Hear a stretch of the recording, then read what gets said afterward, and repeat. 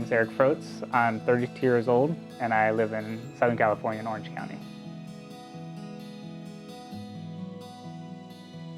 You know, it's only been a short amount of time, but I feel there's a sense of excitement, you know, maybe even joy, more drive and passion.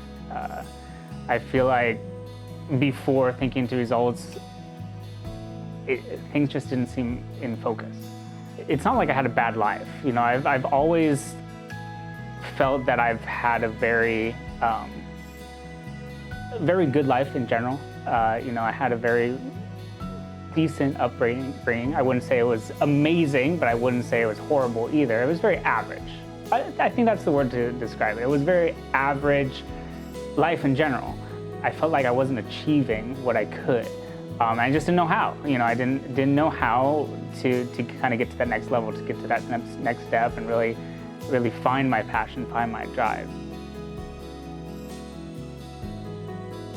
You know, I'm really looking and setting goals that I never even thought about before. It's not that I didn't think I couldn't achieve them, it's that I didn't even really imagine them. You know, everything that I've set previously have been goals that, okay, it's really the B-type goals that we talk about, right? It's the goals that, all right, if this goes in place and this goes into place and this goes into place, I'll hit it. And I have hit some of my B-type goals. But any other dreams past that point were just fleeting dreams. Oh, this would be interesting, nah, you know, and just forget about it, because that's not me. You know, I'm an average person. I'm living this mediocre life. I can achieve these B types of goals if I set them and really work at it, and maybe I can own my own house. Maybe I can, you know, have a couple kids. Maybe I can, you know, have a nice Audi A4, you know, just a nice car. But now it's, you know, it's really opened my eyes that there is something inside of me.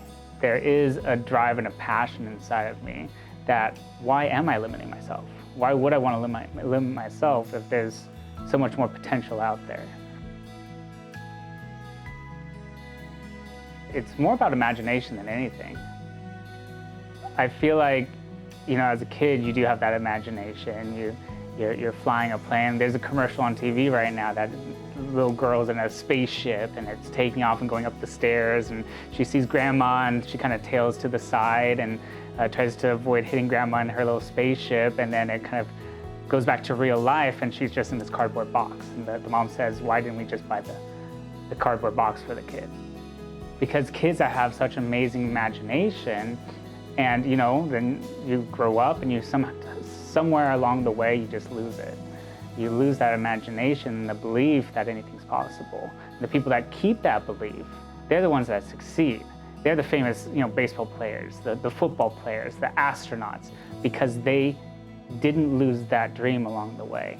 And you know, I realized, you know, I actually took a couple flight classes to become a pilot, just to kind of see what that was like. And you're like, no, that's not quite for me. But that was when I was younger too, and it kind of faded away to the point of, all right, let me get serious. I'm an adult now. I need to find out, okay, what's going to be my career, what's going to be my path, and let me just do the average, mediocre thing. Whereas now I said, no, you know, that's just way too limiting. There's these other people that have kept their dream, or they created a new dream, a new passion that they say, okay, this seems impossible to achieve, but they're going to try for it anyway. And honestly, if you don't try, you're not going to reach it. What are you waiting for? I mean, what do you want out of life? You know, do you want the life that you're currently living? Are you enjoying it? Is this really what you imagined your life to be when you were growing up? When you were a little kid and you saw your future, did you see yourself in the job that you're in? Did you see yourself living in the life that you're in? Maybe in the home that you're in, maybe in your little apartment. Did you see yourself there? No, don't think of yourself as where you are now, because people settle. They say, oh yeah, I'm fine. I'm good, everything's going smooth. seriously. And I was the same way, you know. I thought everything was fine. I was slowly making my way. But when I look back and I think, and I think back to when I was talking to my mom when I was a little kid. I said, Mom, don't worry about it. I want to become a famous baseball player, and I want to make millions of dollars, and I'm going to buy you the home of your dreams, right? Where did that kid go, right? Why am I settling?